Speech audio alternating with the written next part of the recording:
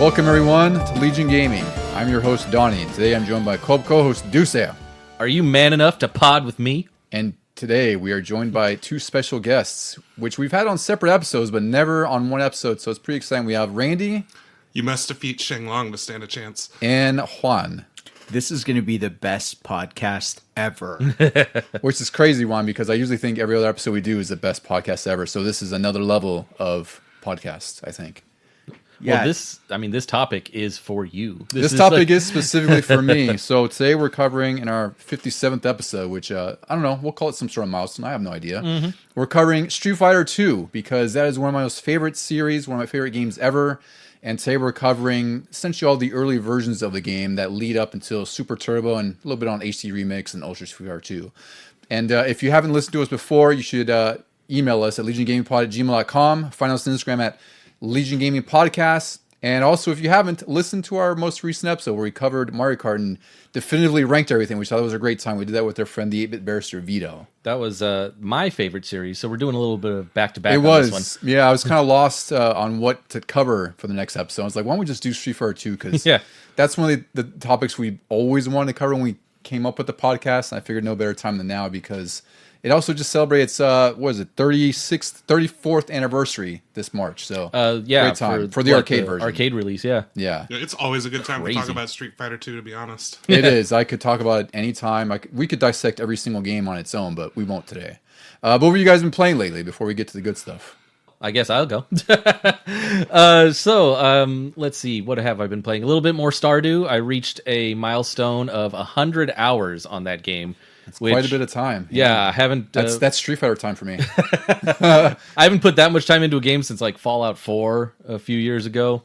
And then I also, what else did I do? Oh, I've still been playing Mario Kart Tour. Just for everybody out there, I'm still keeping that game alive. I stand by my placement at 7th. You had it at 7th on yours, and the net result was that it ended on 10th of 10th, which. That's fair for me, so I think we're in agreement. We're happy. But I'm still having a good time with that. And then I finally got into my next big game that's going to take up a big chunk of time, and that is Star Wars Jedi Survivor. Yeah, it's a fantastic game. I put that on my 2023 best of list. It was I think it was on my top 10. Yeah. I'm definitely going to put that on this year's best of list. Very good. It's essentially a 3D Metroidvania with Star Wars, and I really hate the Star Wars movies that have come out recently, but I love the games, and this was the best one so far for me. I mean, it's so much fun to play, but it's also, when you compare it to like the most recent movies, you're like, some of this is also just as goofy. Like, I'm over there double jump flipping and dashing through the air and then jumping some more, and I'm like,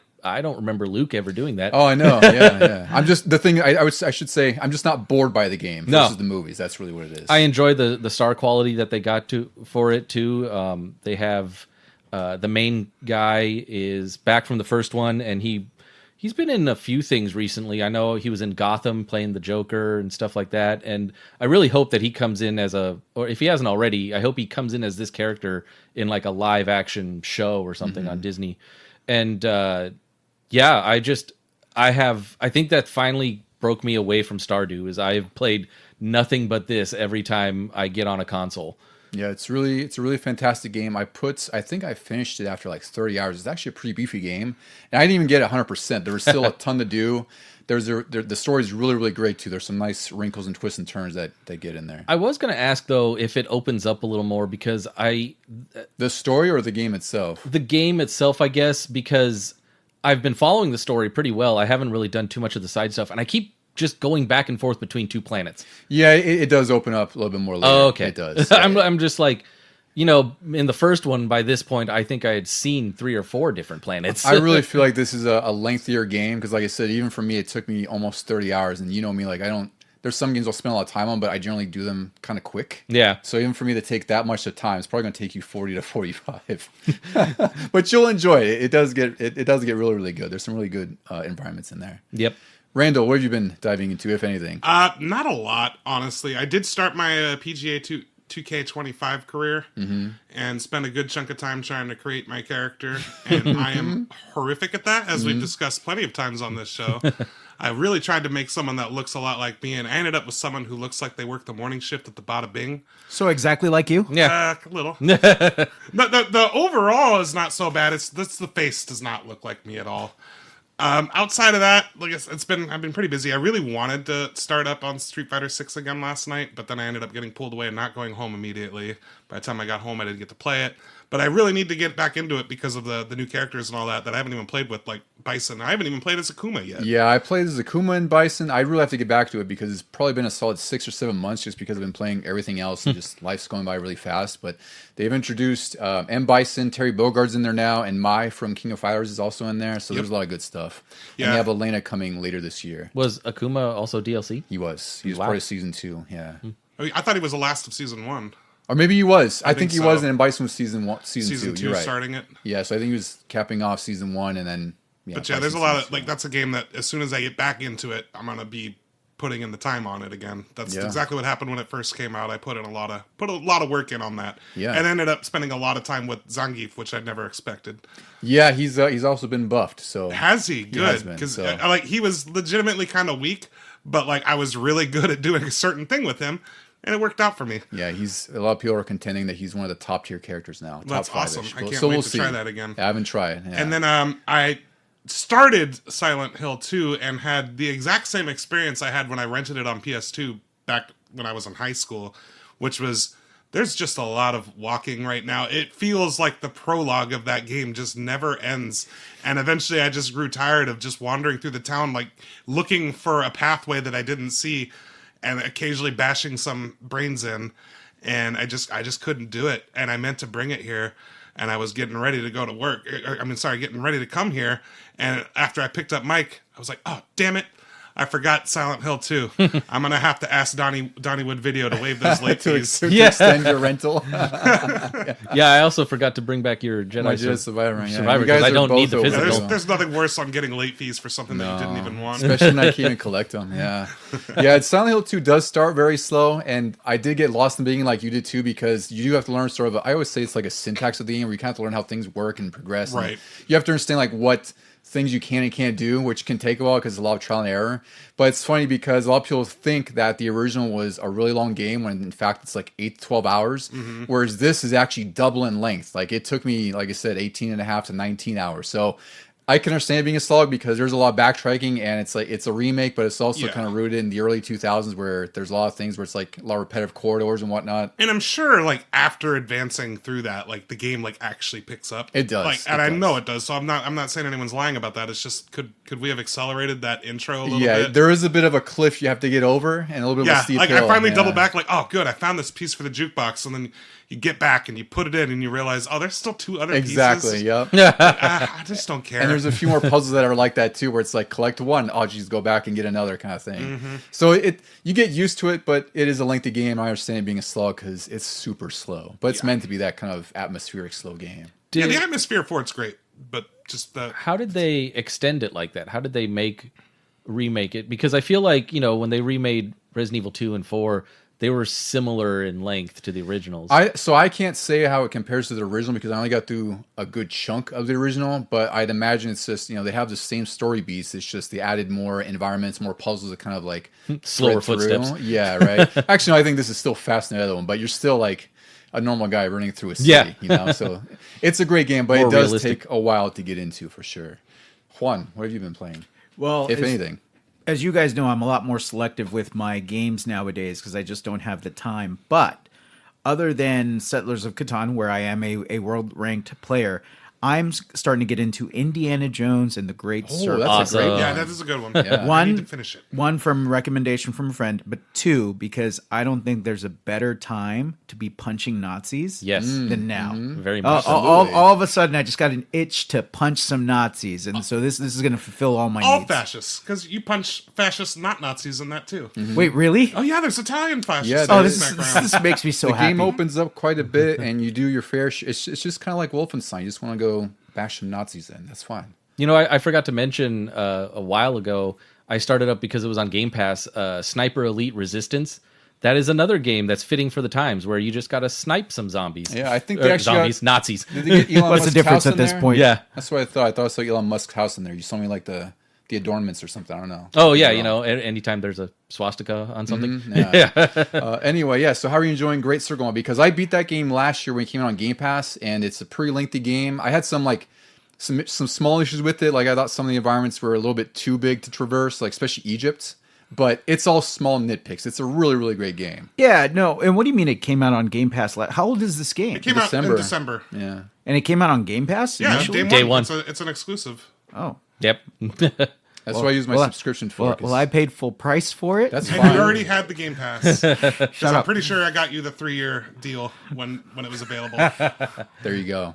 So yeah, I'm going to kill Nazis. Yeah. Price is worth it. No, it's fine. It's great. It's Yeah. fantastic. It's one I need to get back to because I was making progress. But games like that, the thing that's always going to detract me is the completionist in me.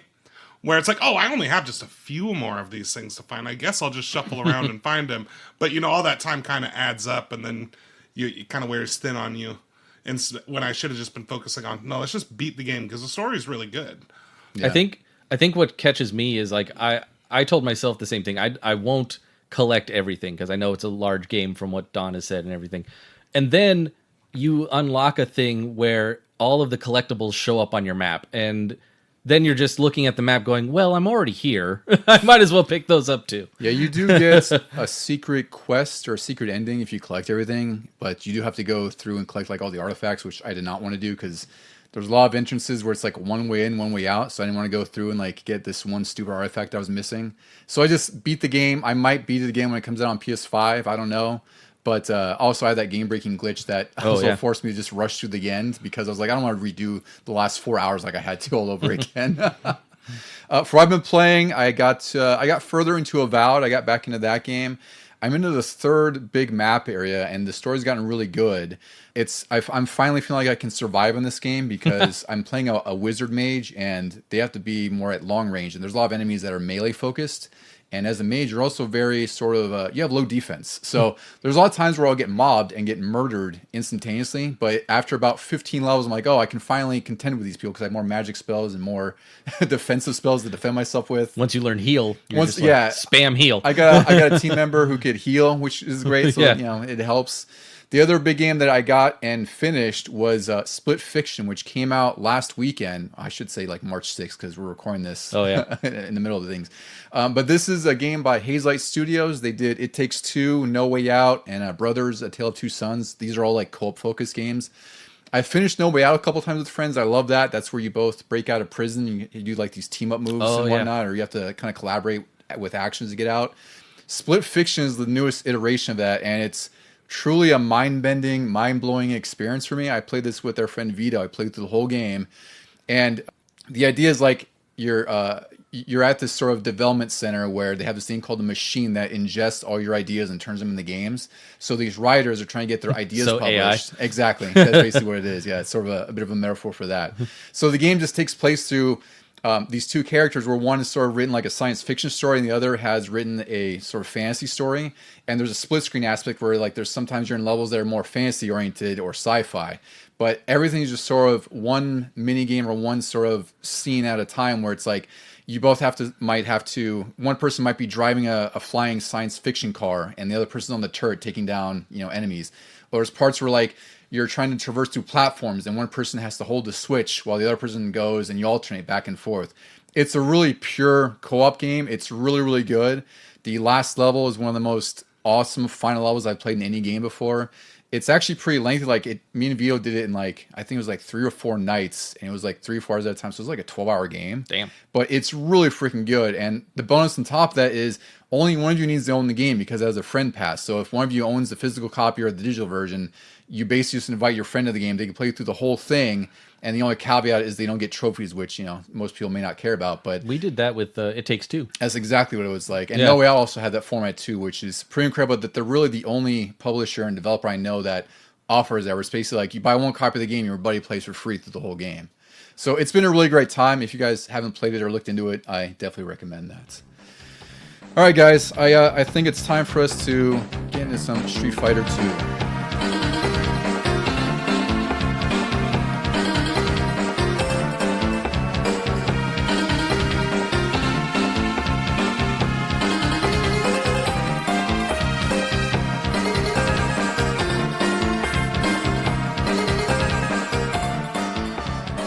All right, fellas, we are here at our main event. We are talking Street Fighter 2, which was released originally in the arcades March 7th, 1991. So this just celebrated its 34th anniversary. This was a huge game. It's definitely one of the most influential games. We did an episode all about that a couple episodes back that you were on, Randy. I put Street Fighter 2 at number 3, which really I could put it at number 2, and some argue you can even put it at number 1. But there's a lot of history of this game, and I feel like we need to talk at the very beginning of fighting games before we get to Street Fighter 2. So one of the earliest examples of a fighting game was in 1976 by Sega. It was a game called Heavyweight Champ. I looked this up because this is considered a lost game. It's a boxing game, but it's really weird because it's all just black and white monochrome graphics, but it's just like these two blocky fighters. And then the arcade actually has boxing glove, controller, joystick, but it's only like one each. So it's like you kind of hit forward with one, you hit back. I think there's like an uppercut or something like that. It's really limited. Wait, it has two joysticks and each one controls a hand? It's a boxing glove. So it's like you move up and it's like a punch forward. Oh, weird. Right? You hit down, it's a different punch. You hit, I think, inward, it's another punch there. So that was considered like the earliest sort of iteration of what we could consider a fighting game, like a one-on-one fighting game. And then Sega eventually made that in 1987, and I guess that was a really successful game in Japan. I'd never heard of this game previous. I imagine you guys have no history with this either. No. Yeah, see, so it's I'd imagine it's not worth playing at all, and also I'd imagine you can't really find this anywhere either. The first one I really remember, and you might have it listed here, was on Atari, and it was like boxing, but it was like top down, and you had the two hands. Yes, and it was kind of like, I don't know, you had to like aim it just so you hit the guy in the nose. Yeah, so I actually have that as an example here because I played the hell out of it was just called boxing back then okay, on the Atari 600, and I'm sure you played it with me. Yeah. Because my dad had an Atari 2600, and we owned a deli back in the day, and like that's what we would play when we were kids. We had to sit there while my parents were working. And my brother and I would play boxing. That was released in 1980, so that's also one of the earliest examples of like a one-on-one fighting game. Because after that, they kind of went into like martial arts themes and whatnot, because martial arts movies were big in the 70s. They still were huge in the 80s, and we're getting to like the big action movies of the late 80s and whatnot, like martial arts and, Schwarzenegger and Jean-Claude Van Damme. And that's when 1984's Karate Champ was released, which I think this might be one of the most famous ones. Have you guys ever played or heard of Karate Champ before? Played a Champ's little awesome, bit of yeah. it. Yeah, so this game originally kind of popularized the one-on-one format, and it also includes two characters with a red and white gi, which is prevalent in Street Fighter, obviously, with Ryu and Ken. So it's interesting that it does have roots in that. And then beyond that, in 85, this is the one I was kind of familiar with, was Yi-Ari Kung Fu. Do you guys remember that on the Nintendo? Is that the one that's just Kung Fu in the black box? No, it's just literally called Yi-Ari Kung Fu. So I don't know what friend when I was a kid had this, but I played it back then, and it's not good. Like, I'm sure 85 was totally fine, but it was not a fun game. It was really just, the controls were really clunky and stiff. Like, it just was a weird fighting game. But again, like, the Nintendo really didn't have many fighting games at all. Like, we had Tournament Fighters way late, and by then, even then, no one cared about Tournament Fighters. I'm also going to make a bold statement that I don't think any fighting game that predates Street Fighter 2 is worth playing. No way. No. I don't think they are. Not even Street Fighter 1. Exactly, which is the great we'll get into now, because Capcom eventually got into the fighting game business, and they released Street Fighter in 1987 to the arcades. The earlier deluxe size machines had an 8-way joystick, and they had these kick punch pads, which is a really stupid idea, even I think now, where the strength of your punch is dependent on how hard you hit these pads. So you're playing the game with a joystick, and then you and your buddy are smacking the kick and punch pads. That doesn't even sound like a smart idea back then. Even if we were kids, I'd be like, no, I'm avoiding that. Well, also, I would imagine, too, back then, being the 80s and whatnot, and how primitive some technology was, I'd imagine it's also not very responsive. No. So you and your buddy are just smacking the hell out of these things and going nowhere. And then other machines, later on, they would ideate this new format of 3 kicks, 3 punches, which is now essentially the standard for so many fighting games. And Street Fighter still, to this day, uses that 6-button format where it's three punches and 3 kicks with different strengths. And in Street Fighter 1, Ken and Ryu are the only sort of playable characters. Ryu is the person who player 1 takes over at all times, and then player 2 can play as Ken. They're identical in this game. This is kind of before the idea of balance, so to speak, was a thing where, they would vary the strength of fighters based on their moves or, their normal moves or their special moves. So they were identical in every sense of the word. The problem with Street Fighter 1 is that it's pretty crap. It's really bad. Now, so the character models are really good for the time.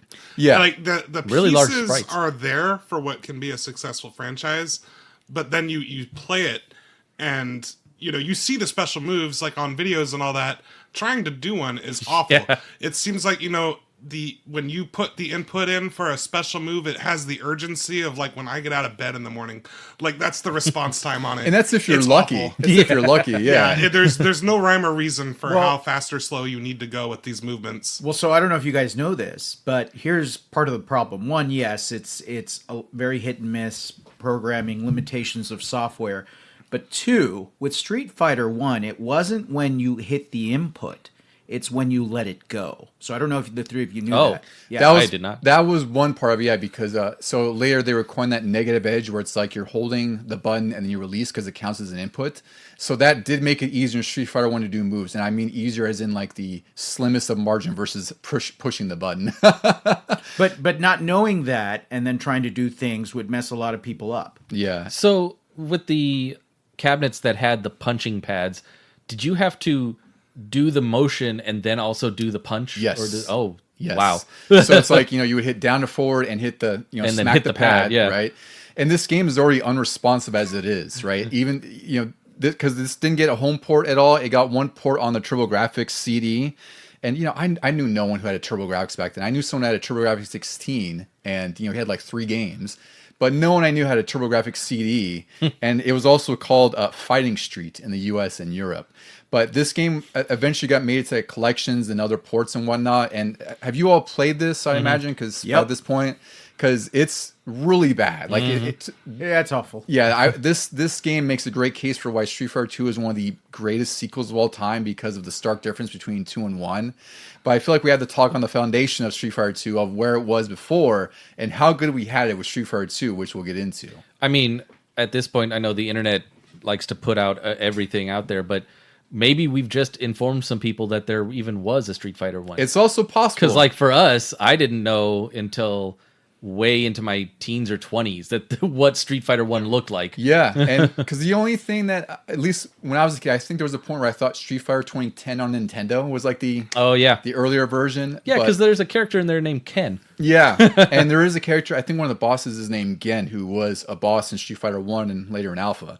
Or he was a playable character in Alpha. But yeah, that is, for all I knew, like I thought Street Fighter 2010 was Street Fighter 1 and they made a fighting game after that. But it was totally unrelated. Yeah, I didn't. I remember my first experience with Street Fighter 2 was wondering where's Street Fighter 1. Yeah, and exactly. then it wasn't until I went to like a local pizza place when I was probably like around like 11 or 12 or something, and they actually had a Street Fighter 1 cabinet, and I played it and was just lost. Like nothing I did seemed to respond on the screen. That's crazy you actually played on a cabinet, because I've only played on a cabinet at Galloping Ghost in Chicago when I was on a work trip there like 7 years ago. But before then, like I had never seen a Street Fighter 1 machine before. It was just That was the only time I'd seen no one it had in the it. wild. Yeah, it's pretty crazy. So despite it not being a great game, they decided to make a sequel because at this point fighting games were starting to get into that boom, and Street Fighter 2 kicked off a bigger boom. But nonetheless, Street Fighter 1 was successful enough where they decided to make a Street Fighter 2 after that. And development took around 2 years for Street Fighter 2 with about 35 to 40 people, and the budget at the time was estimated to be about 2.4 million, which is about 6 million today. The reason I point that out is because we've been hearing a lot of news lately about how a lot of games are like $100 million to develop, $200 million, $300 million, like, And then they bomb. and they bomb. They left studios, and then like Grand Theft Auto 6 apparently is going to cost upwards of $1 billion to develop, supposedly. And it's going to make $1 billion on opening day. It will. They'll have no problem making the money. Yeah, but to me, it's interesting when you see the product of what we got with Street Fighter 2, and it's like that was only $6 million in $25. It's pretty crazy. Capcom was intending to develop this right after Street Fighter 1, but what happened is there was also a chip shortage in the 80s, and they realized that they would have to make compromises and make it even less than Street Fighter 1, so they decided not to do that. In the middle of this development period, they created Final Fight, which I know we've all played. I'm sure you guys have all played Final Fight back then. I would guess most of you played the Super Nintendo version like I did, like you didn't get to really play it in the arcades. I don't remember really playing it even on Super Nintendo back then. I played it on some collections later on. Yeah, me too. The arcade version is the best, obviously, but Yeah. the Super Nintendo one it's not It's fine. It's not very good. There's no Tupler or anything. But Final Fight became a success, and the art style in Final Fight kind of informed Street Fighter 2. Like, you can see similarities with like the urban theme and whatnot, and you could definitely tell that it was supposed to be somewhat related to Street Fighter 2 because Street Fighter 2 was actually supposed to be called Final Fight 89. So what happened is one of the game designers from Street Fighter 1, when he played it, he realized that it was very janky and difficult, basically like we've all articulated. And he also thought that, there were some positives, like you mentioned, Randy, like the graphics are really good. He thought that the idea especially was as cool. Character models, nice and unique. Yeah, the art style was really realized. It's just, it was not a good playing game. Right. So he decided that he wanted to expand on that, and the idea of having this game be like a World Warrior fighting game is where it kind of originated. But they also wanted to make sure that they envisioned like these different fighters, like 8 to 10 different fighters that were totally different from each other and very distinct. I'd say they did an okay job with that in Street Fighter 1 as well, because they have they had the Mike Tyson clone in the first one that he was kind of representing American boxing, and then they had some like Sagat was supposed to be Muay Thai at the time and stuff like that, and then that just sort of carried over even better into Street Fighter 2 because then you could play as these guys. Yeah, and they've leaned into like stereotypes, which it's really hard to kind of state it that way because that's what they are. Like all these characters in Street Fighter 2 especially are sort of, these stereotypes that they picked on and that they sort of made a caricature of. Mm-hmm. And that was the concerted effort. Like one of the designers said that he wanted to start with broad stroke stereotypes because you want these people to be visually appealing, and at the time he kind of coined it as like a way to get it kind of viral in a sense, where it's like people we talking about. And there's some great examples of that, right? Because when you see Dalsum for the first time and his stretchy limbs, or E Honda's like the big sumo guy, like you point that out to your buddy, or or Blanca with the electric green body he's got and everything. Like you point that out to your buddies, and I think that was definitely the right way to go, even though it's like they're kind of playing on these silly stereotypes that I never really saw them as stereotypes other than like you see Dalsim with the stretchy limbs and you're like, whoa, can I do that? Like, I guess. Can I do a fireball and uppercut? Yeah. I think the reason why none of us ever really thought it a bad thing was because technically within the game, these were the best fighters from their region, right? Mm-hmm. So yes, it was a stereotype, but it was basically saying this is actually a really, really cool character. None of them were. It wasn't until later Street Fighter games that the quote joke characters came in. All these characters were legitimate great fighters that had these awesome moves.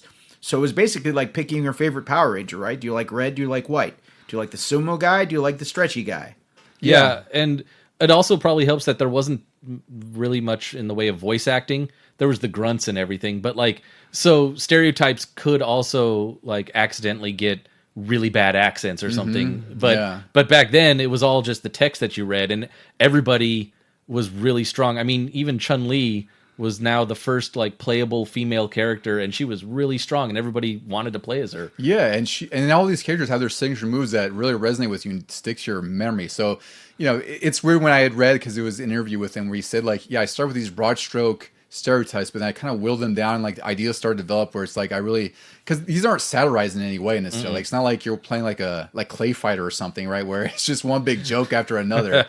It's like you said, Juan, every character here is meant to be the best representative of their country because it's a World Warrior kind of theme on this. So the game was eventually released, and it was a huge hit instantly in the arcades when it was released in Japan and the US in 91. It topped the charts for months. By 1992, there was a convenience store segment of business that had arcades. I never got to experience this when I was a kid. I never went to like a 7-Eleven where there was arcade machines. Did you guys ever get to do that? I did. I don't recall a 7-Eleven around here with one. But that's Round Table Pizza? Oh, yeah, like Round Table for sure. Yeah, like like Pizza Hut, I remember playing some games over there. At this point, they sold like 50,000 arcade units, and every iteration after that sold just as much or just getting exponentially more and more successful. It was estimated that by 1993, Street Fighter 2 generated $1.5 billion, and that nearly 50 million people had played it, which is a pretty mind-blowing statistic for the early 90s when gaming was not nearly as casual or sort of, I don't want to say accepted, but not everyone was playing games. Yeah, it wasn't as mainstream as it is nowadays. So when we say like this game was like a revolutionary kind of game and heavily influential, like there's a good reason for it, because after this, as we get through the versions that were released at home, you'll see that like more and more fighting games were released. And when I was a kid, it felt like every freaking magazine had some sort of fighting game out, whether it was Street Fighter 2 focused, Mortal Kombat, or whatever else was going on at the time, like Battle Toshinden. It was just like fighting games one after another in the arcades, because that's what was propping the arcades up. It's like, it's really easy to spend 25, 50 cents at a time with your buddy, or, if you're king of the arcades. And that's that you said it right there, with your buddy. Mm-hmm. This was the one that took, competitive multiplayer. It might be the most important competitive multiplayer game ever to be released. I think so. Yeah. That's totally fair to say. It was with that in mind. That's why they balanced the characters the way they did. Like, I know when they were doing the initial testing and all that, like one of their testers had like an 80 win streak with Zangief. Yeah, so that's unbelievable. So they realized that they made Zangief too strong, so they had to bring him down. Like, they had to do all these things so that everyone was equal in some respects.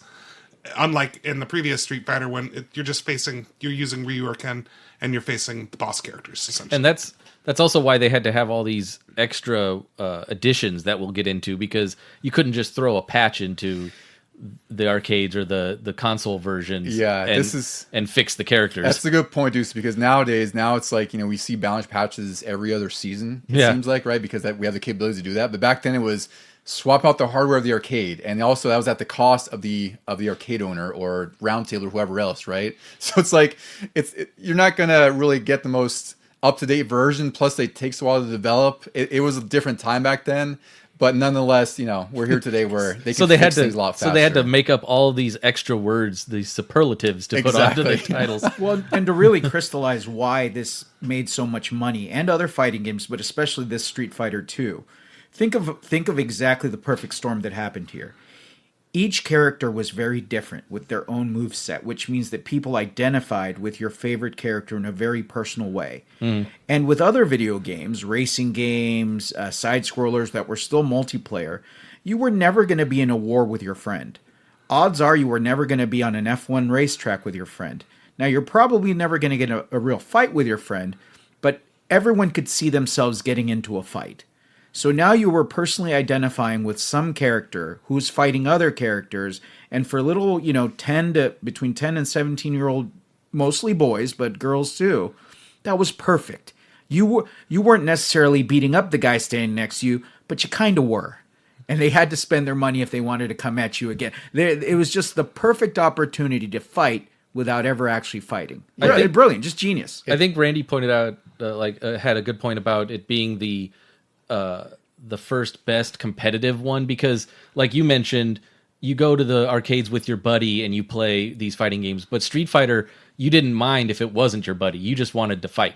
Yeah, and also you could get bragging rights. That was the whole thing too. Yeah, it's like if you were king of the arcade, so to speak, like you could sit there match after match and have person after person put in their quarter, 50 cents, and you can either take them down, or if you lose, you're gonna get salty about it. You're gonna put your own money in there to hold your place, right? Winner stays, loser pays. Yeah, this is where I got next. Put your quarter on the screen comes from. Yeah, you know that whoever loses this one, you're gonna face that winner. And again, to my point, it wasn't racing; it was fighting. Yep. Yeah, so there was that little extra edge.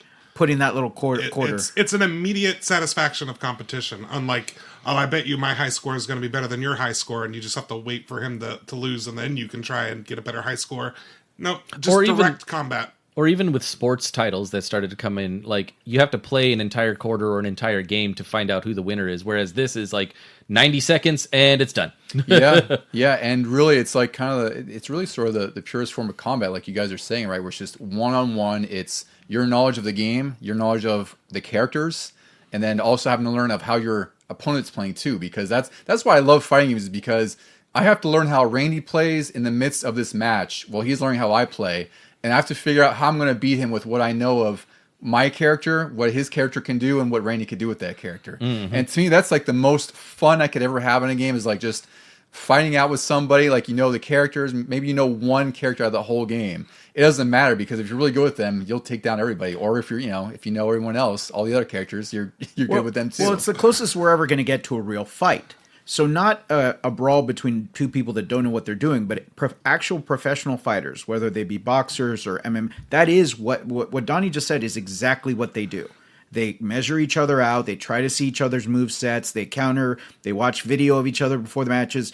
Actual professional fights play out exactly like high-level competitive video game fights. Yeah, absolutely. Yeah, and different characters, you might think that, I just ran into a character who did this and it was a big problem, and then you run into him again and he's got a completely different strategy, so you have to learn that there. Yeah. So, of course, it was so successful that it was inevitable that there would be home ports of this. And this is where we'll get into like the meat of what we're talking about today, because with Street Fighter 2, it's interesting because there was home ports, and then in the midst of those home ports coming out, the arcade was getting an upgraded version. And then by the time the console would get the upgraded version, there would be a new version in the arcades as well. So it's just something that carried on through, where it's like we get what was current, and then all of a sudden a year later you're paying another $70 or $80 for the newest version or whatever updates were on there. So the first home port was released on July 15th, 1992 on the Super Nintendo. This was the 5th all-time best-selling SNES game with 6.3 million units. That is wild. It is pretty crazy. It's a top 5 Super Nintendo game. And I think in general it's a top 5 Super Nintendo game. Yeah. And just for reference, Street Fighter 2 Turbo was 9th with 4.1 million, and Super Street Fighter 2 was 22nd. So all 3 Street Fighter games in the top 25 of Super Nintendo games ever made. So the Super Nintendo obviously was not going to have the same experience as the arcade.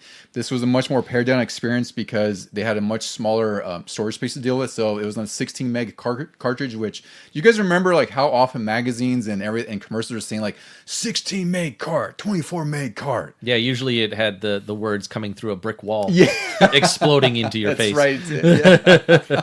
And you remember how when we were kids we pretended to knew what that meant? Yeah, right. Well, the numbers is a 16. The number's bigger. It must be great. Yeah, it'd be like going to Ducey at But recess. does it have blast processing? Yeah, it's like, Ducey, did you know that this is 16 megs? What? Whoa, the last one was only 8. Yeah. For fun, 16 megs is only about 2 megabytes, which is less than pretty much any of the photos you have in your current smartphone in your pocket, which is wild. Yeah, I have PDFs that are much bigger than that. Yeah, this game was also, again, it's a huge selling game. It was well reviewed. We have a couple reviews here. So GamePro reviewed it. They gave it, these are all out of 5. They gave graphics a 5, sound a 5, control a 5, fun factor a 5. They thought that this was Capcom's best arcade conversion, has almost everything that the arcade version does. One reviewer appreciated that the handicap feature was in there, which if you're not familiar with that, it basically allows, if you're playing off with your buddy and your buddy's better than you, you can set a handicap where one person has less health, so they take more damage and whatnot. So it kind of evens the odds in some senses, where it's like, if you're playing with your little brother or something, it's not like a total slaughter. Your brother has a little bit of a chance on there. Are we gonna have to do that so that they'll actually play with us? Like, I feel like growing up with Dawn, that has never helped. No. In the history of this you series. a sporting chance. Yeah, you have a bit of a chance versus no chance. We have to actually just tell him to pick his worst character to have a slim chance. And spoiler, I played Super Turbo so much that I'm pretty well versed with basically every character in that game, so it's a little bit rough. There's some characters I'm less great with, but nonetheless. After HD Remix, I became pretty proficient with all of the original Street Fighter, and maybe not T-Hawk so much. I know you're really good with T-Hawk, but he's the worst character there. Really? Yeah, he's considered one of the worst in Super Turbo. EGM also reviewed this. They got Game of the Month that month. It got 9 out of 10, 10, 9, and a 10. They thought it was nearly perfect translation of the arcade version, and they said it just can't get any better. The auto graphics and moves were all outstanding, and they said there's no other game that compares to the smash hit that this was. Nintendo Power reviewed it. We've learned, Ducey, that Nintendo Power doesn't seem to be as, what's the word I'm looking for, as gracious to some games as I thought they used to be back then. Yeah, well, we always thought they were kind of like homers for their own products. Yeah. But this is Capcom, so they also probably wouldn't have praised it as much. Yeah, I thought they were a little soft on this. They had a whole 11-page feature, which was really cool with matchup tips, but they gave graphics 4.2. This is out of 5. Play control 3.7, which I think is just really low. And then challenge 4.1, theme and fun to 4. They had a short review that basically said it's just like the arcade version with big fighters, fast action, and incredible action special moves. And the other reviewer agreed and said it's a must-have SNES game for anyone who likes action or competition. Theme and fun, even at 4, it seems too low for this. I agree. But also the play control, I was thinking about that when you sent me the text about this, and I was like, okay, back in the day when I was little and I could barely do the moves, I would agree with this. But today I realize, like, no, it is pretty accurate to the arcade version and everything. And really, unless I'm playing them side by side, I don't see much difference between arcade and Super Nintendo. Yeah, I think even when I was a kid, because I mean, have you guys, like, what was your first experience with this game, first of all? Because for me, I only got into this game because my buddy, I mentioned before, his name's Alex, way back when, he was a few years older than me. He was about 4 years older, and the only way I got into fighting games was because of him. He was older than me. I was 7, so he'd been like 11 or 12 at the time. So he'd bring over these games that he didn't have consoles for. He'd just bring them over from his friends, and then we played Street Fighter, and I was like, what is this? And that's really, I was just hooked right away, because as soon as I learned how to do Hadouken, that was it. I was just like taking flight, and I knew that this is what I wanted to play. But how did you all guys get into this? I saw it one day at a Round Table Pizza, probably around the year it was released. Before the Super Nintendo version? Yes, Yeah. absolutely. No, it was when it was still new. Because it had to have been, because I remember going home and where I lived at the time. So it had to have been pretty much around the time that it came out. And it blew my mind. Like, I don't think there's ever been an arcade that I walked into and I was just like floored by how cool this looks. Because I obviously loved arcades back in the day, but this one looked better than all of them. Like, graphically, it looked superior. And all the characters just looked so cool. I'm pretty sure the first time I played it, I picked Blanca. Didn't know what I was doing and got rocked. But I remember going home and just thinking about it. Like, thinking about all those characters. And that's just a core memory for me in regards to gaming. Yeah. Do you guys remember the cover to Street Fighter 2 on the Super Nintendo? Oh, yeah. I do, yeah. You know why I ask you that? Because that's how I got the game. Oh, you just looked at it? We were at the store, and that cover, I was like, what is this? And I just had to have it, played it, and probably played it for the next every single moment I was not asleep. It's funny you mentioned the cover one, because so before I knew what Street Fighter 2 was, do you guys remember Video Express back in the day where we lived? Yeah. Right. I don't know if it was downtown, but it was just a rental store, and I would get like used Nintendo games from there. I remember seeing the cover art for Street Fighter 2, like they had this whole display. But I was really young. I had no idea what it was. I just distinctly remember seeing what I would later find out was Blanca, like with that. He's doing like his ball move, right? They have the little. Oh yeah, we should probably lines. describe it for the listeners who hadn't seen it. Yeah, it's basically Blanca doing one of his special moves, and you'd never seen something like this on the cover of a video game. Yeah, he just knocked out Ryu, and he's gunning for Chun-Li on the cover. And she's got her leg up like she's doing the lightning legs almost. Yeah. It's a very sort of kinetic, action-packed box art. It's obviously one of my favorites ever. But yeah, it's very striking. But it's for you to mention that, because they give me a little bit of a flashback with Video Express there. Ducey, how did you get into Street Fighter? Because I imagine It had to have been you. Yeah, I was gonna say, I imagine I probably brought it over to your house or something. Yeah, like I don't recall a time without Street Fighter 2. Like when I was younger, it was just a Super Nintendo game that I knew existed, and I think it was definitely because of you. But actually, now that I think about it more, when Street Fighter 2 Turbo hit the Nintendo Power cover, that's when I really got fully immersed into it. Like, Street Fighter 2 is definitely an influential game that deserves to be on your top 10s and everything, because, like Sonic for me, it was a fighting game that I always wanted to play, never owned, and was never good at. But I would watch the movies and the cartoons, and I would read everything I could about it. I learned all of the characters' names and their moves, even if I couldn't pull them off. And even going over to your house, I was like, hey, let's play Street Fighter 2 Turbo or something, even though I knew I was going to get rocked. Yeah. Yeah, it does have a hook to it, because that's the thing. I know it sucks when you're just getting destroyed when you're playing these games. But there is sort of one aspect of like, no, I got one more round in me. I could do this. Like I took you down. I took you down one round. I can do this. I got past the character's name on the life bar. I can go a little further. So there is that aspect to it too. But again, it's like back then. I hate to make it sound like we're so old and everything, but this is like one of the handful of games we usually had. So it's really easy just to kind of trade controllers with your friend, or like my brother would play with us too, and he usually found some cheap tactic to he would use. spam one move over and over. Usually he would be E Honda to do the hand slap, or he'd do Blanca's little with the lightning. Electricity. Yeah.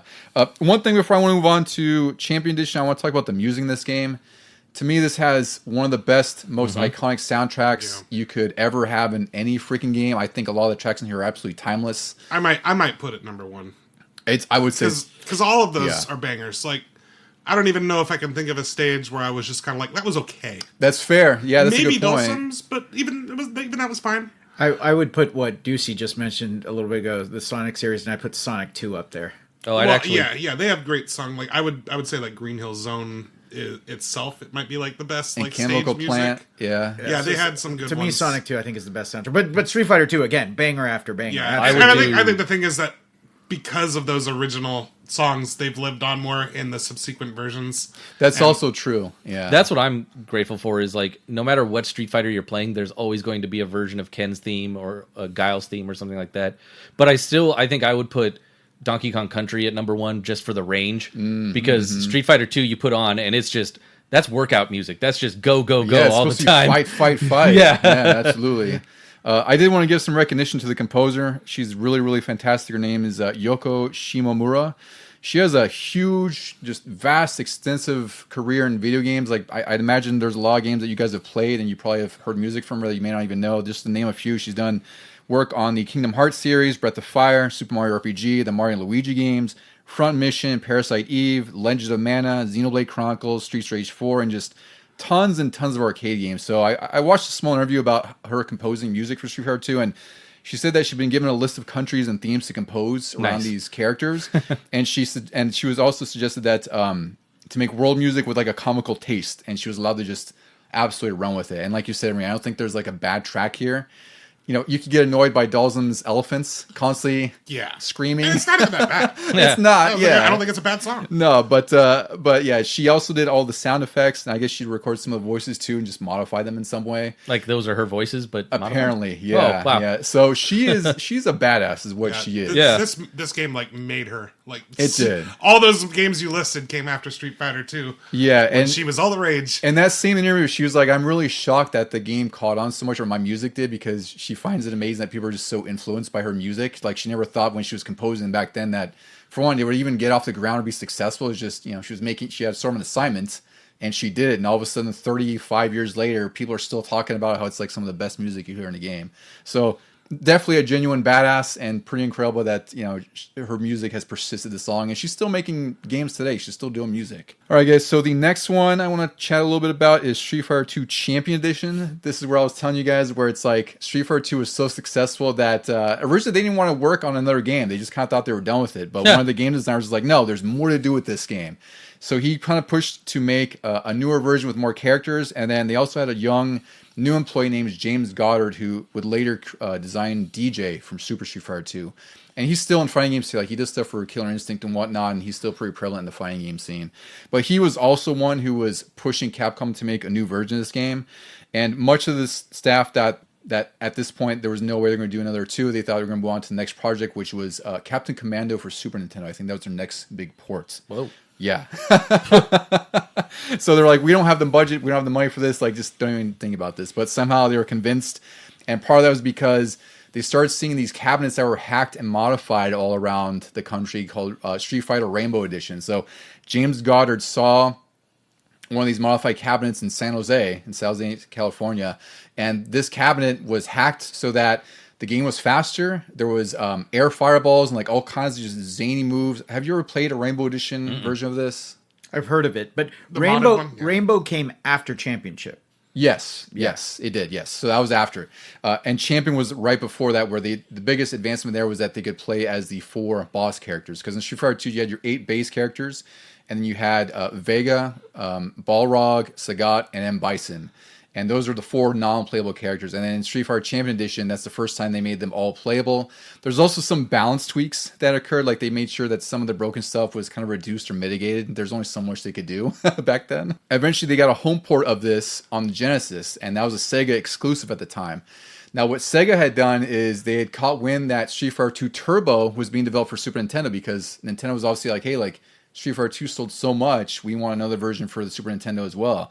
So Sega told Capcom, you guys better delay the Champion Edition Genesis and start including some of those features from Turbo, because we don't want the inferior version, so to speak. Yeah. It was a good idea because they already had their base controller was inferior. It was. But if you had the 6-button Sega controller, it was probably way better than the Super Nintendo controller. I will say, so did you guys get to play this back then at all? Like, Juan, did you have much experience with Champion Edition on Genesis? No. No, not at all. A friend of mine had it, so I played it, but Yeah. I never had it. I really only played like Turbo on the Super NES when I would go to someone's house, or when we rented Super Turbo, or no, just Super Street Fighter 2 on Genesis. Did you have that many like 6-button controllers back then? No, so that's what sucks is I only had one that I immediately remember, maybe 2 later on. But what really sucks about this version on the Genesis is the 3-button controller. It's a limitation you can't get around unless you buy a 6-button controller. But you have 3 buttons, and the way you'd swap is it defaults to the 3 punches. You hit start, which would swap to your kick. So in the middle of fighting, you'd have to hit start, swap between kicks or punches, and it was not great. And if you're playing a character like Balrog, where one of his moves requires you to hold all 3 punches or all 3 kicks to do his charge punch thing, well, you're kind of left even more defenseless because now you're jumping around holding those buttons to let go to do a bigger punch, right? So, it didn't really affect the game at all because it's still one of the better selling Genesis games. GamePro did review this. They gave the graphics a 5, sound a 4, control a 5, fun factor a 5. They thought that it was a great conversion of the arcade version with a few issues, particularly around the garbled voices and the music wasn't that great. They gave control a 5? Yeah, that's kind of bold. I'm assuming that's strictly based on a 6-button configuration because they even mentioned in the review, like, this is not an ideal experience with a 3-button controller. EGM reviewed it as well. They gave an 8.898. One reviewer said that it looks and plays as well as the SNES version, minus some colors, and said the soundtrack and voices were horrible, which I agree with. Like, I don't know if you guys have booted this up recently or at all. I own it now, physical, but I've played it more on the Switch Online, the Sega Switch Online. The best I can describe it as is it's crunchy. It is. More so than most Genesis games. I don't know. It just feels like scratchy, the voice work, and the music is a little more... It's the typical Sega, like, tinny effect. And for me, I would just always go back to a Super Nintendo version if I had both. Yeah, I think if you had both the Super Nintendo and Genesis back then, there's no reason not to get the Super Nintendo version. Yeah. Like, every one of these versions is usually better on the Super Nintendo.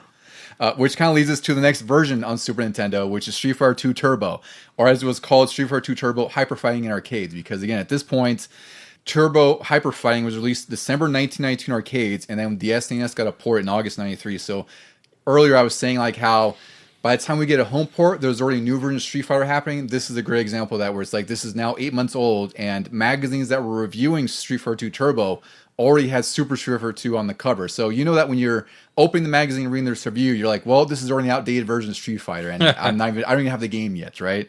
So this added a few moves and an alternate color skin for most of the characters. The size of the card was increased to 20 megabits. And this was, Champion Edition is technically included in this as the normal mode. Like some of those changes where, I think it's like some of the moves have more limitations and the speeds also decreased because Champion Edition was not as fast as Turbo. So this kind of has 2 modes in one, so to speak, 2 versions in one. I'd imagine, have you guys played this one at all? Because I know, Deuce, you and I, this was like our main version for a while. Yeah, this was the only way I had played Street Fighter that I could remember back in the day. Was like, you might have had both, but I was like, no, let's always do Turbo. It was always Turbo. Yeah. Yeah, I had went to like a friend's house and they'd have it on Super Nintendo. That was the first time I had played Street Fighter at home and not at the arcade. Oh, so you hadn't even played the original then at home? Wow. No, I don't think so. I played Turbo like twice in my life, but I'm waiting to the next one to get really into my jam. Oh, Yeah. There we go. Turbo I played twice like at a friend's house. Yeah, Turbo, just to quickly get through some reviews here. GamePro reviewed it. They gave it a 5. Graphics a 5, sound a 5, control a 5, fun factor 5. So again, like another straight 5 for the second version on Super Nintendo. They thought that it was a near arcade perfect version of Champion Edition Hyper Fighting. They love the improvements in graphics and playable characters and the option to play with Champion Edition rules. And they said at 20 megs, expect street prices to top $80, but this cart is a must-have masterpiece.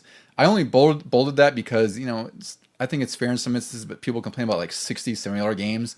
But this was $80 in 1993 money. $80 for basically a 4-character DLC. Yeah, a very minor upgrade because the balance changes for the most part. Like, I would have never noticed them as a kid. Like, I would have noticed the new moves, but you're not going to notice, like, if, Ryu has 3 less frames of recovery on an uppercut or something, right? Yep. You're basically paying $80 for the 4 new characters more than anything else, plus a turbo option, which made the game faster. EGM reviewed it. They gave it 9 out of 10, 9, 10, and a 10. They thought it was the best fighter on Super Nintendo at this point. They said the additions made it the perfect fighting game. One reviewer didn't think that Street Fighter 2 could be topped, and he was surprised. And another appreciated that they restored some of the animations because, like I said, like the original game had to have some concessions with its hardware because it was carts were expensive, as they still were, but they can only fit so much of the arcade experience on the original Street Fighter 2 on Super Nintendo. So there were like missing character animations or background stuff. It's just like animations, so like Like an uppercut might not look as smooth. It might not have 10 frames of animation. It might have 6, right? To cut down on processing power needed to use it. So you wouldn't really notice it playing unless it's like really clipped, right? Like you can notice some games where it just looks like they're from, standing to punch instantaneously, right? Yeah. They did their best with what they had, I think. Nintendo Power reviewed this. They gave the graphics a 4, which is worse than Street Fighter 2. They gave that a 4.2 for graphics. That is insane. I don't agree with that. Yeah. Play Control 4.1, Challenge 4.3, Theme and Fun 3.9, which again is slightly below Street Fighter 2 with which got a 4. It's the same exact game. Yeah. Methinks there might be some retaliation for starting to work with Sega. Or the pricing. Fair. I think Yeah. the pricing too, maybe. Or the price. Yeah. So one thing I want to know is like when Street Fighter 2 came out, even with the home port, there wasn't a whole lot of fighting games coming out right then and there. It wasn't until like 93, 94, like we had Mortal Kombat by this time, King of Fighters 94 had come out, Eternal Champions, Fatal Fury was in swing, Virtua Fighter had debuted. Oh. So by the time we get to Super Street Fighter 2, the new Challengers, which was released in arcades in October 1993, and then again we got a late port on the Genesis and Super Nintendo by July 1994. Fighting games were really just like in their golden era at this point. I don't know about you guys. Like, I didn't get to go to arcades too much, but I was almost always playing an arcade game if it wasn't a beat 'em up at the arcades. At this time, arcades were like becoming less popular, at least in my mind. They There were was a starting Carousel to dwindle. downtown that I don't remember exactly when that left, but I know like the timeout that was in the mall that's gone. Even with it there, I never went to the carousel that much. Like if anything, it would be the arcade at the boardwalk. Yeah, that was more common for me. And then Yeah. for me, I wouldn't seek out fighting games unless it was maybe Street Fighter. I wouldn't even really seek out Mortal Kombat, and then I would play anything else, a shooter. If it had a gun on the cabinet, I would probably play that. Like the T2 arcade Yeah. one. Oh god, what an experience that was with the I think Uzis. most of my arcade experiences were like pizza places. Yeah, that was mostly the case for me. But did you get to play much in the arcades back in the day? So I actually did go to the carousel a lot, and same thing, but for the reason that I had Mortal Kombat at home and I had Street Fighter at home, so the arcades were to go play something different by that point. I could sit down and race a car with a steering wheel rather than playing a racing game on a controller. And then fighting games were to me it didn't matter if I had a stick or the D-pad. In fact, I preferred D-pads back then more than I did arcade too. sticks. Absolutely, just because I was playing it at home more often than That's not. right. Right. Yep. So I was just used to the controller more than anything. So you might even get more frustrated playing at the arcade, Yeah. thinking, "Wait, why am I so awesome at this, but not here?" Yeah, I just wasted a quarter. I was also just not good enough back then to where I could get into the competitive aspect of it. Whereas like now, if I'm walking through a Dave & Buster's and people are huddled by the Street Fighter cabinet, I'm waltzing right up there and I'm waiting my turn. It's also true. Like when I was a kid, if I was playing someone who's older, like which is basically any person who was there, I get slaughtered in like instantly. And there goes my 50 cents. My parents were like, "No, that's it. I gave you $1. You're done." Yeah, resources were limited. Yeah. But really, like the point I was trying to make too, it's like this was sort of the perfect convergence of arcades and the boom of fighting games where. Arcades were just the thing back then. Like I know we didn't have much experience because we didn't really have many arcades around us, and we didn't get to go often. But in other parts of the country, like arcades were huge. They're making tons of money, and a lot of it was because of fighting games and beat 'em ups. Like that's just what kept people going there. There were just these short form experiences where 50 cents a dollar, you could sit there for hours a day if you wanted to with a roll of quarters, or whatever the case was. And that's kind of what led to like all these fighting games being made, because I mentioned before how magazines, like every magazine I would go to the grocery store, I feel like it had some fighting game on it, whether it was Street Fighter, Mortal Kombat, Fatal Fury. There's some fighting game going on. It was the biggest genre after Street Fighter 2 came out. It was, yeah. But do you think that led to the downfall of arcades? Because like Juan said, I have that at home now, and they were starting to get better and more arcade-like. We didn't have the online competition, so you couldn't play with just anyone, but you could still get the arcade experience at home and didn't have to go. I think it did because, it's like comes to a point where, especially with the Dreamcast and PS1 and even N64, like that era where it's like those home experiences were surpassing what you get at the arcade, and it was just, arguably cheaper. Like you're not spending money at the arcade necessarily. Yeah. And then those arcades, like you're not going to sit there and play like a 10-hour adventure or something, right? You're not going to play like a Siphon Filter or something, right? Like you're going to play these short form experiences, and I think that's just with time, it just popularity started to dwindle, and more things were being released at home, and then of course arcades slowly just started disappearing, and now they're almost like a special thing when we see them, like, oh yeah, like they open up a new arcade, let's go check it out kind of thing. Whereas before, they're probably like an arcade on every other town within a mile of each other. Yeah, now they're mostly like kind of museum exhibits, and then you pay one price to have like free play for a certain amount of time. Yeah, exactly. Yeah. But nonetheless, Super Street Fighter 2, the new challenges, that was released. And the biggest addition with this is, again, 4 new characters. It added T-Hawk, DJ, Cammy, and Fei Long. There's now a scoring system for combos because initially Street Fighter 2, the combo system was more accidental than anything else. Like they've been doing some bug testing and they discovered that you could do some successive hits with certain moves. And now they've just kind of added that into the game. Like they folded that so, they encourage combos and more sort of, what's we're looking for, more flexibility in like how a player plays, right? Where it's like you have a little bit more freedom and connecting moves and doing what you want to do with the system in place. And the air juggling, like that's when the air juggling was added in this one. Yeah. So this was also finally the first time that the same version was released on Super Nintendo and Genesis.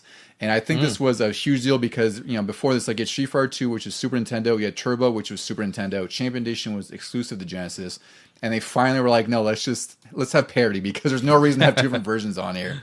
So this was released on the Super Nintendo and Genesis. I have a few reviews here. Super Nintendo from GamePro. They gave the graphics a 5, sound 4.5, control 5, fun factor 4.5.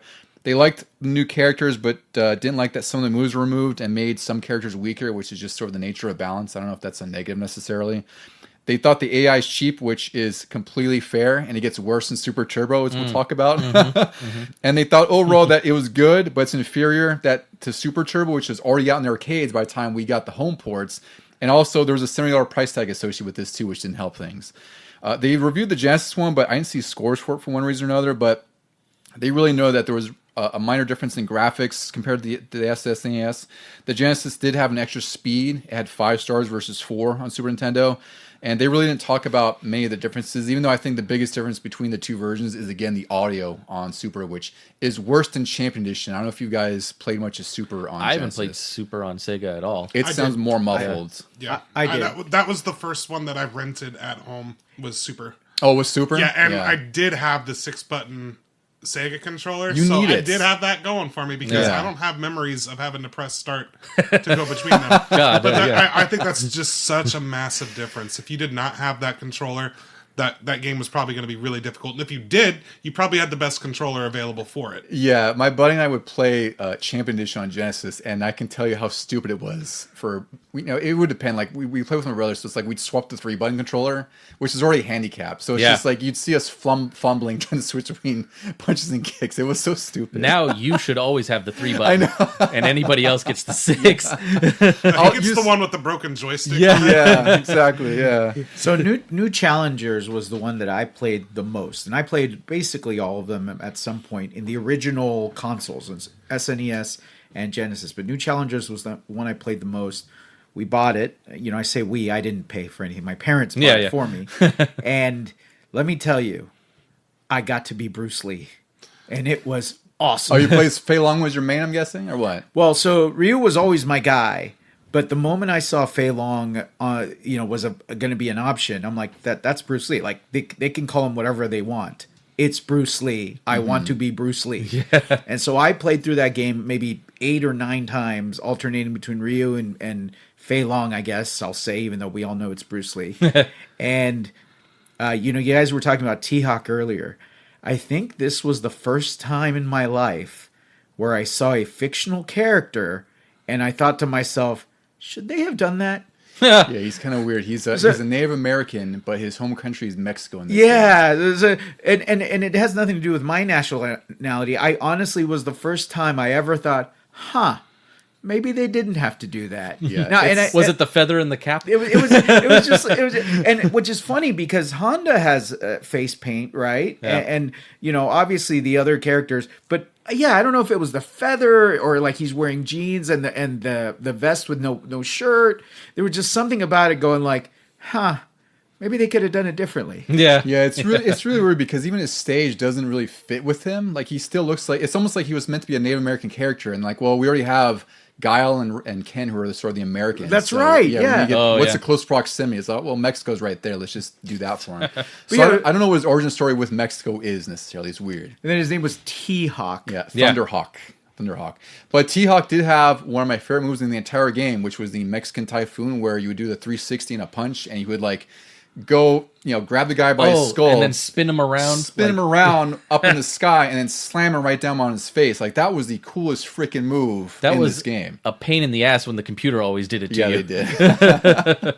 Was that authentic Mexican fighting style one? Yes, we can all do that. That's from what birth. I thought. I figured that had to be the case. I thought I saw you do it one time, but I might be wrong. That's a rite of passage when you're growing up. Yeah. I'll tell you what, Randy. After the pod, I'll show you.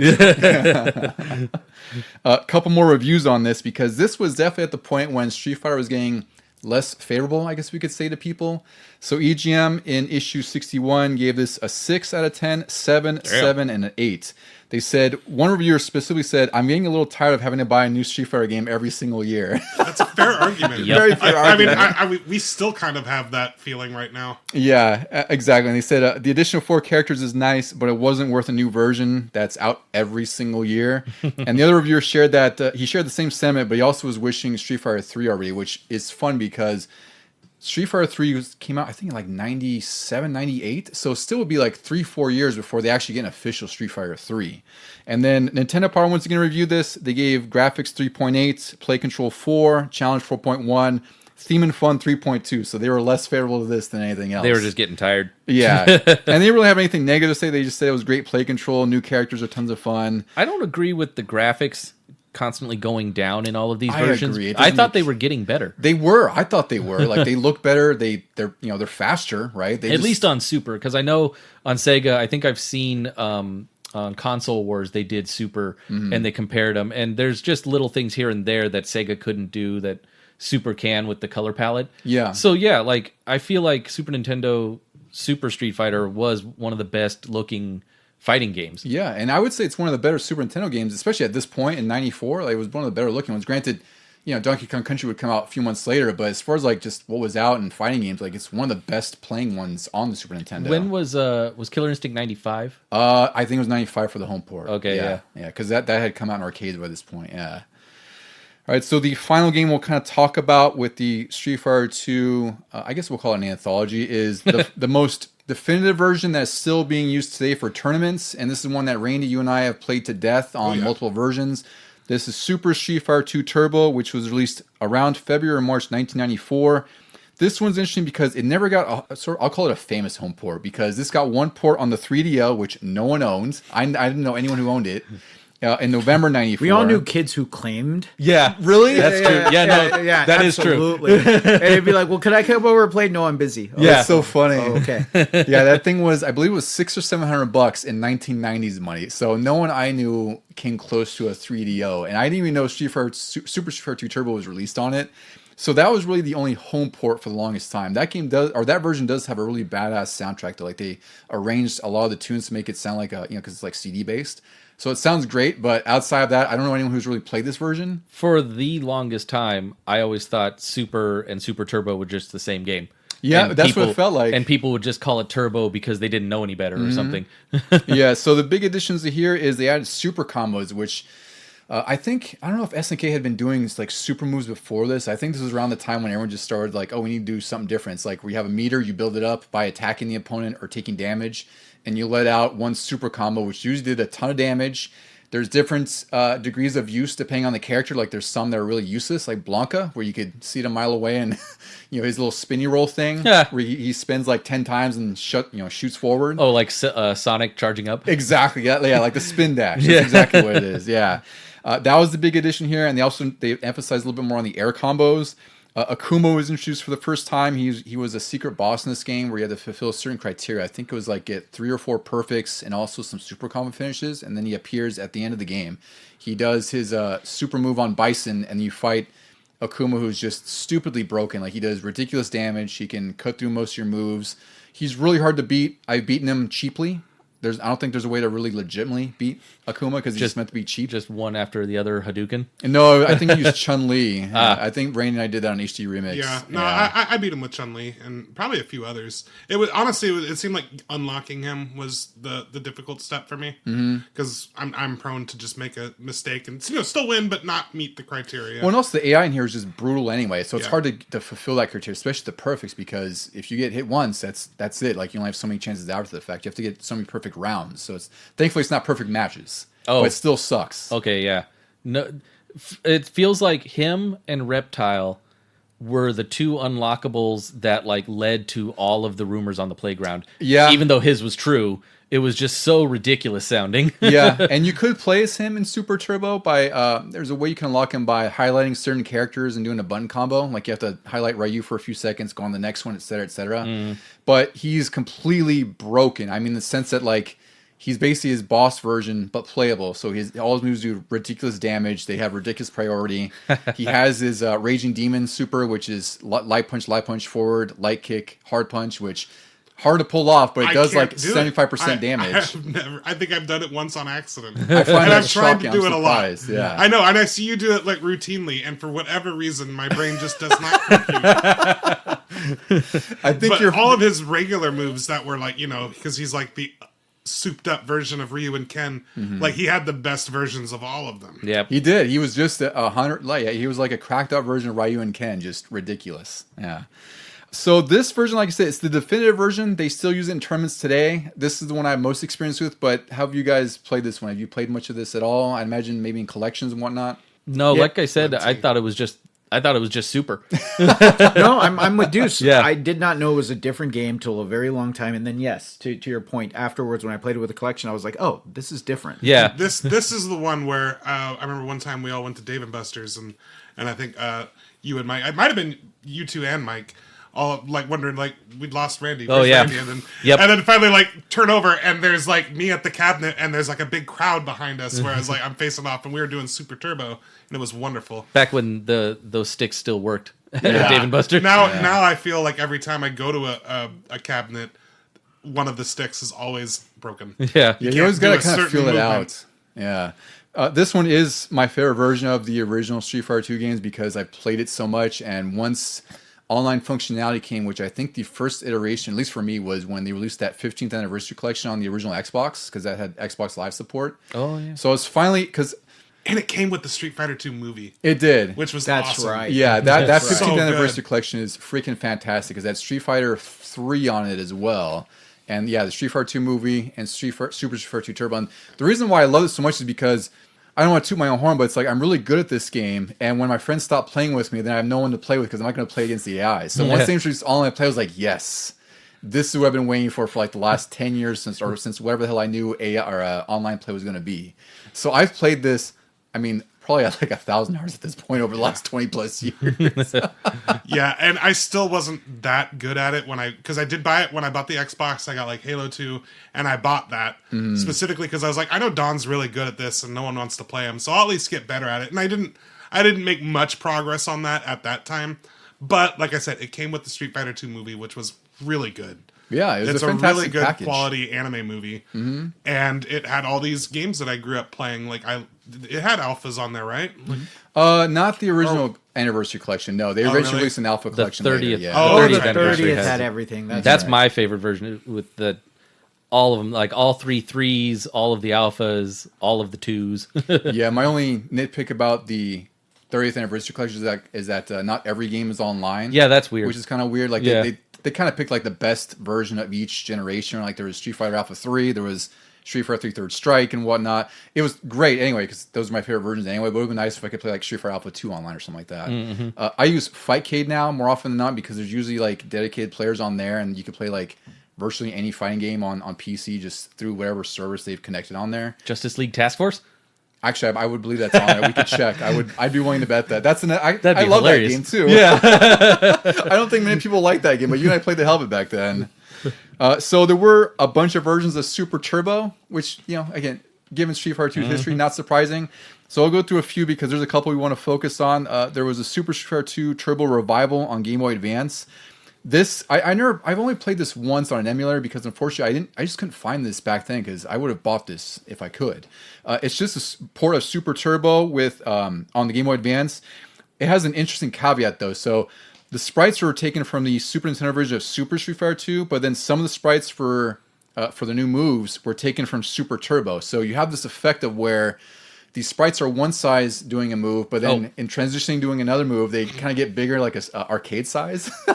I guess they couldn't figure some better way to scale them or something. I don't know what the issue was. It was really weird. Oh, Guile just took a super mushroom from Mario, and yeah, that's basically what it was. Yeah. And then there's also Hyper Street Fighter 2, the Anniversary Edition, released in 2003. This was the version that was released on the 15th Anniversary Edition, where you could play as any previous version of a character. Like, so you could play as like... You could mix and match? You can mix and match. So you could play as like Street Fighter 2 Ken versus Super Turbo Chun-Li. So as long as they were in that previous version, you could play as that version. Like a Champion Edition Guile versus Street Fighter 2 Turbo, Blanca or something like that. Really interesting. It's more of a novelty than anything else because obviously there's a lot of imbalances and whatnot. And then the big one that Randy and I played so much of was Super Street Fighter 2 Turbo HD Remix, a 2008 remake by Capcom with redrawn graphics by Udon. It had an arranged soundtrack by Overclock Remix, and it had a lot of big balance changes from David Sterling, who was a pro player, and also had input from competitive players. And it also included a classic mode, but Randy and I played this like every single night, it seemed like, for like a year. Yeah. And if we weren't playing each other, we were playing someone else. We would text them like, "Oh, I just played around against this guy who's on the top rank, the leaderboard." And it was like I would do it in a social group. So like it's the arcade setting where people are actually watching it. And this guy was ranked number 2, I think, in the world on that game. And we went because this was the 3 rounds to win. It was best of 5. You had to win 3 matches. Best of 5 instead of best of 3. And we went all the way to round 5 with literally chip damage on either one of us is gonna be the end, and I lost, and it was just like and everyone was so disappointed because he'd just been running the table, and they thought finally someone's gonna do it. Nope. This is so I was already good at Street Fighter before this, but this is really where I started to hone in on learning more about the game, like down to like frame data and whatnot, because I was playing online more often, and Xbox Live was way better than original Xbox Live on 360. So I had that on top of it where I was just like every single night I'd be sitting there for like 3-4 hours a night just learning new characters or trying to understand how to do tick throws, which is where you hit an enemy and then in the middle of their hit stun, which means like while they're blocking, I can do a throw right after, like with T-Hawk or Zangief. So if I get a loop on you, you're not going to get out of that. And Randy's faced that a few times against me as well. And like I said, I went through several different characters where I just kind of would focus on a character and then move on to another one. Like early on, Cammy, I got really good with Cammy. And then moving on, I never was really good with charge characters back in the day because, I didn't have internet. There was no YouTube tutorials for me to watch when I was, younger and a teen. So now that I have those and now that I know the timing, all right, let me do the charge characters. And I got really good with Balrog, got really good with Vega and Guile, and not so much with T-Hawk or Dhalsim. I would say those were the two that were like, Dhalsim's so wildly unique that it makes sense. You're either good with him or you're not.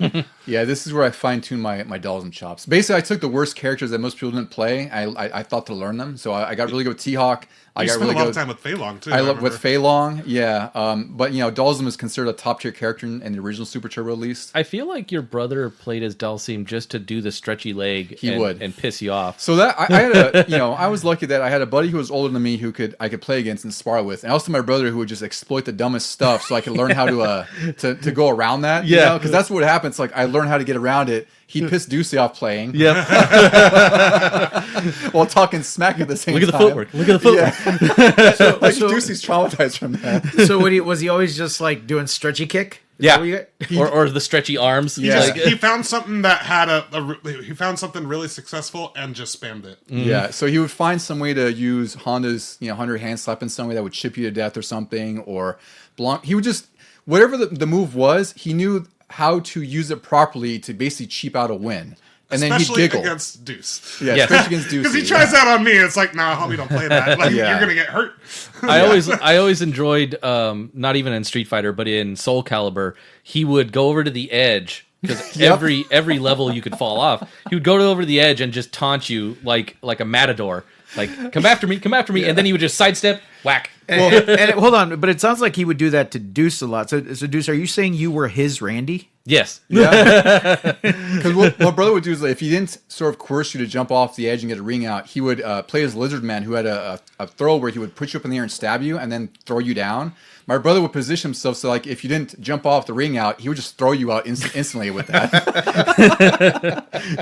So again, like, once he figured that out, he would just use it all the time. So anytime you play like Soul Calibur or anything else, he's like, oh, I have to make sure Lizard Man's in there. Yep.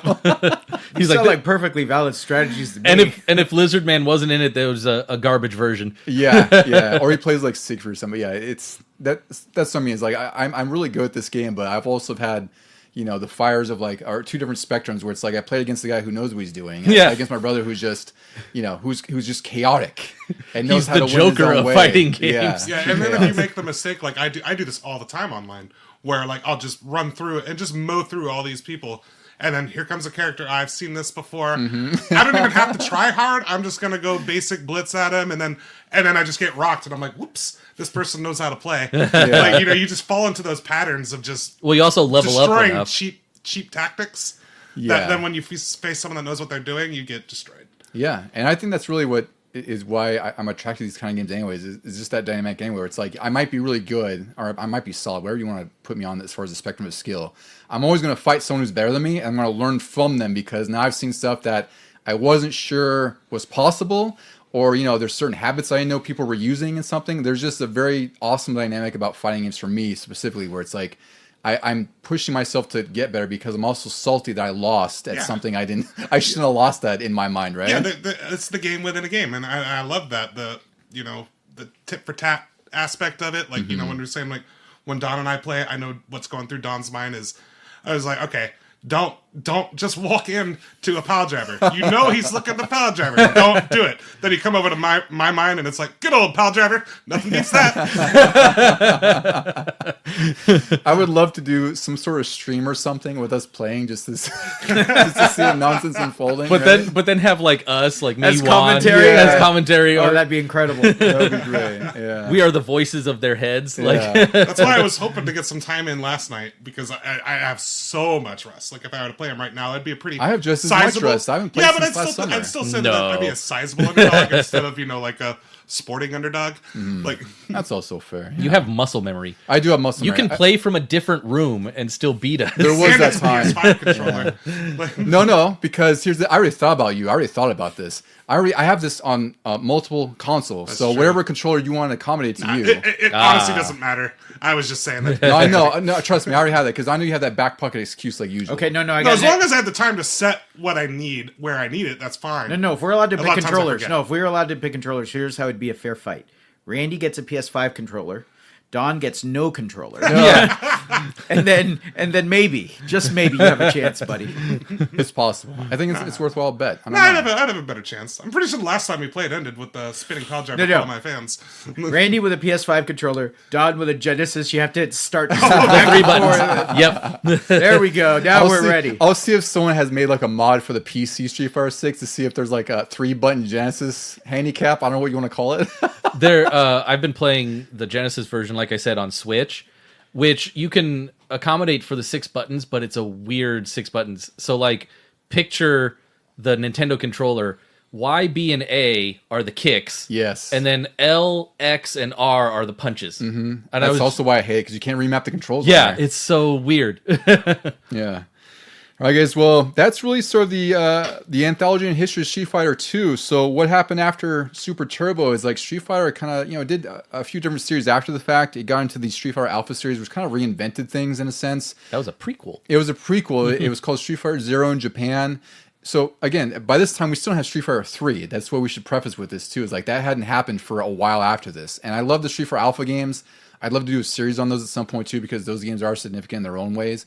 But by this time, like we kind of talked about with arcades, like their popularity, especially in America, was kind of dwindling. So a lot of these games got home ports that were more popular, and then they went Street Fighter went kind of stagnant because Street Fighter 3 did eventually release, but it wasn't so well received because the earlier versions had 2 of the characters you're familiar with, Ken and Ryu, and no other familiar characters. Just a totally brand new slate of characters, which I think was a turnoff for a lot of people. Damn.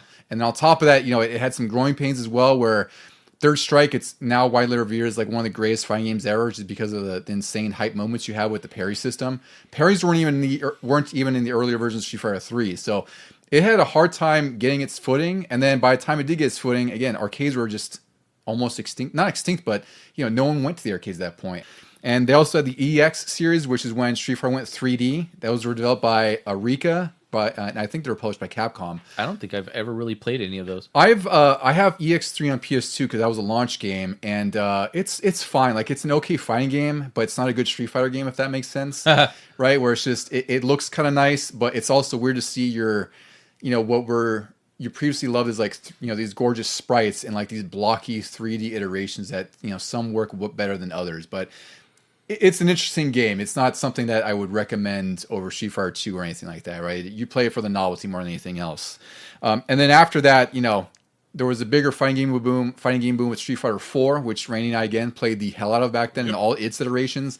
That followed the same instance of Street Fighter 2, where it's like they had Super Street Fighter 4, they had Street Fighter 4 Arcade Edition, Ultra, right? And then they came out with Street Fighter 5 in 2016, which got its multiple season formats.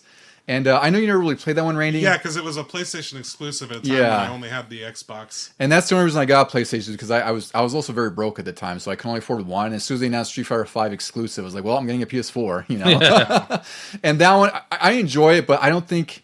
That one also had a really rocky history as well, where it took a couple seasons to actually get to a point where it's pretty fun to play. It stumbled out of the gates. Yeah. Because of what they were trying to do with it, with the downloadable stuff, and I wouldn't call it live service, but it was like kind of the pre... It was bare bones. Yeah. It was really like there wasn't even a story mode or anything like that. Like the arcade mode was really limited. It was just a bare bones fighting game. It was during a time where they did this with like Gran Turismo 6, I want to say, where like you got to... They said, oh, you get to pick and choose what you want, and then you don't spend as much, but then you end up spending just as much because you want everything in the game. Yeah.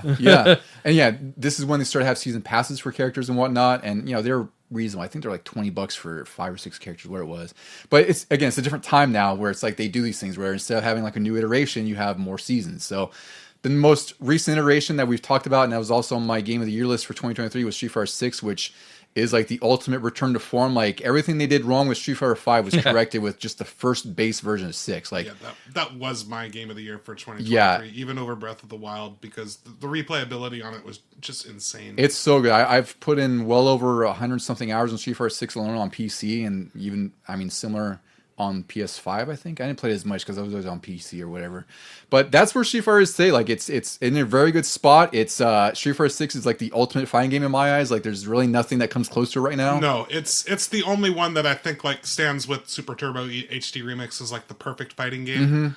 The online features on it are great. Like I can text Don and be like, Don, go look at my last match. Just look how absolutely moronic I played it. Because I was just like, I was already on tilt at that point. I'm like, look at me making every wrong choice imaginable. And there's parts where Randy will say something went wrong, and I look and I'm like, oh yeah, I know what you did wrong. Oh yeah? I was like, you mean everything?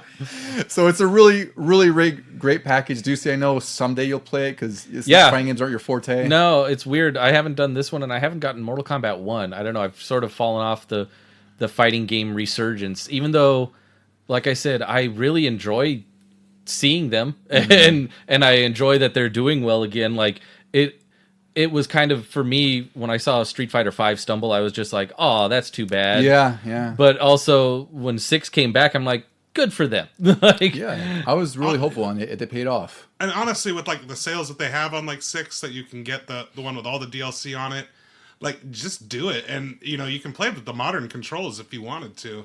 Yeah, that's true. It does have a simplified control scheme where I played it once here, and I actually don't like the simplified ones. I don't. My mind cannot wrap around that. It reminds me of those like hold L1 and press a button for a flurry in Fight Night back in the day. Mm-hmm. Yeah, it's kind of like Smash Brothers seeping into Street Fighter, and I'm like, I've played this for now 30 years. I do know 3 punches, 3 kicks. Even if I'm not good at them and I don't know the strategy, I still have muscle memory there, and I will play that way. Yeah. All right, guys. So I think at this point, let's go around the table and talk about why Street Fighter 2 is so amazing, and maybe its impact it had on you, if any, and how you feel about it as far as influencing gaming in general. Juan, since you're our infrequent guest, so to speak, what do you think about Street Fighter 2 and its legacy? Well, I think, like I said, I think it brought the arcade competitive fighting game renaissance or whatever at the time. Made a bunch of money for everybody. I think one of the coolest things for me as a kid, and tell me if this resonated with you, was how simple it was and how at the same time immersive it was. Again, to my little whatever-year-old brain, the idea that Hadouken meant something.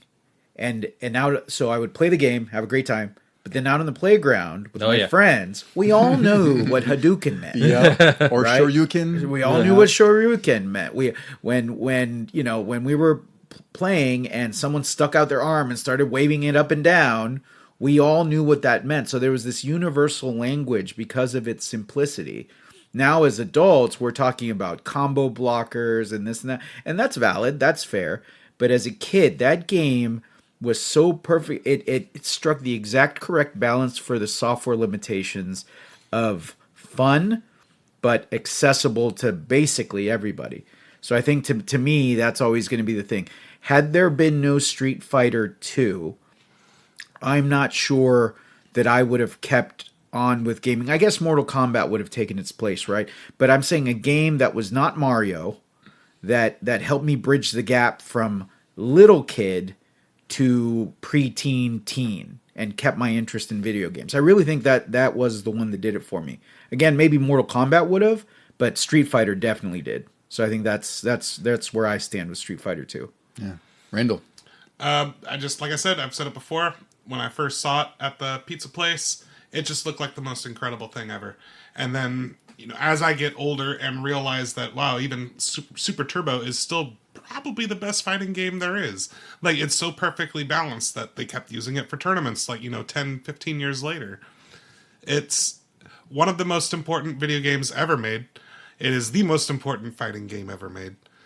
And it's probably my favorite, competitive video game ever made. Mm-hmm. I have to agree with that for sure. I mean, I've said it before even on this episode, I'm not good at them, but I always want Street Fighter material. I will watch a movie, even if it's bad. And I'm hoping that the new one that they keep talking about will be good at some point. I will read up on things in magazines. I'll learn the new characters. I'll play 6 eventually, and I probably won't even rank up too high in that.